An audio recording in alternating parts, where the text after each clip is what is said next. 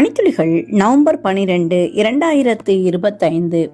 இன்றைய தியானத்திற்கான தலைப்பு மெய்யான கணக்கு. தியான வசனம் ரோமர் 14:12. ஆதலால் நம்மில் ஒவ்வொருவனும் தன்னை குறித்து தேவனுக்கு கணக்கொப்புவிப்பான். ஒரு மனிதன் சுவிட்சர்லாந்து நாட்டுக்கு சுற்றுலா சென்றிருந்தாராம். பல இடங்களையும் சுற்றி பார்த்துவிட்டு மலைப்பாங்கான ஓரிடத்திற்கு வந்து அங்கே பூத்து குலுங்கும் மலர்கள் நிறைந்த ஒரு தோட்டத்தின் நடுவே ஒரு அழகிய வீடு இருந்ததாம். வேறெந்த வீடும் அங்கே இல்லாதிருந்ததனால் அந்த வீட்டின் கதவை தட்டினாராம். ஒரு வயதான மனிதர் கதவை திறந்து இவரை அன்புடன் உள்ளே அழைத்து அமர வைத்தாராம். சுற்றுலா பயணி இந்த மனிதரை ஆச்சரியத்துடன் பார்த்து, உங்கள் வீடும் தோட்டமும் மிகவும் அழகாக இருக்கின்றன என்றாராம்.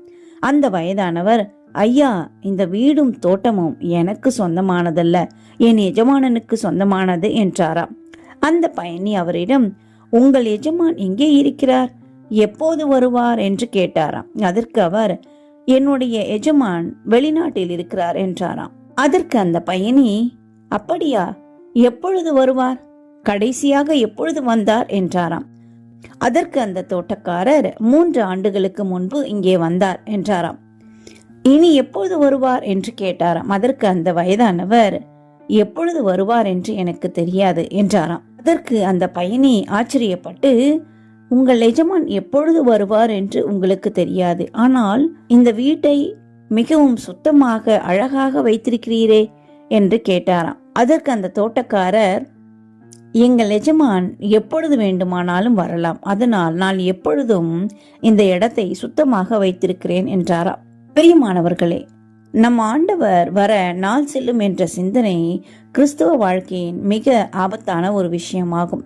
இன்று தேவனுடைய சத்தத்தை கேட்பீர்களாகில் நாம் விசுவாசிகளான போது இருந்ததை காட்டிலும் ரட்சிப்பு மிக அருகில் இருக்கிறது என்பதை உணர்ந்து அவரை எதிர்கொள்ள ஆயத்தமாகுங்கள் என்று வேதம் சொல்லுகிறது. எபிரேயர் 4:14 அவருடைய பார்வைக்கு மறைவான சிருஷ்டி ஒன்றுமில்லை, சகலமும் அவருடைய கண்களுக்கு முன்பாக நிர்வாணமாயும் வெளியரங்கமாய் இருக்கிறது, அவருக்கே நாம் கணக்கு ஒப்புவிக்க வேண்டும் என்கிறது. உக்கிரானக்காரர்களே, உங்கள் எஜமான் இன்று வருவார்களாகில் உங்களை எந்த நிலையில் கண்டுபிடிப்பார்?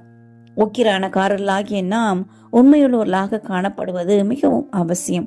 உண்மையாகவே ஆயத்தமுள்ளவர்கள் எல்லாவற்றிலும் மேன்மையானவைகளை நோக்கி நல்லவைகளை செய்து நன்மையானவைகளை தேடி உழைப்பவர்கள் எப்பொழுதும் ஆயத்தமாயும் இருப்பார்கள் என்று வேதம் சொல்லுகிறது. எனவே நாமும் ஆயத்தப்படுவோம். எந்தெந்த காரியத்தில் நாம் சரி செய்ய வேண்டுமோ அதை சரி செய்வோம். நம் வீட்டு காரியத்தில் கூட நாம் ஆயத்தமாயிருக்கிறோமா என்று பார்ப்பது மிகவும் அவசியம் என்று எனக்கு உணர்த்தப்பட்டது.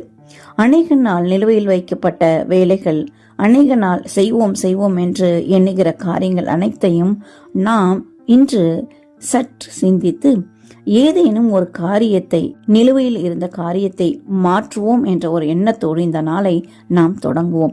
அப்படி செய்தீர்களானால் என்னோடு பகிர்ந்து கொள்ளுங்கள். தேவன் நம்மை ஆசீர்வதிப்பார். இந்த நாள் உங்களுக்கு இனிய நாளாய் இருக்கட்டும்.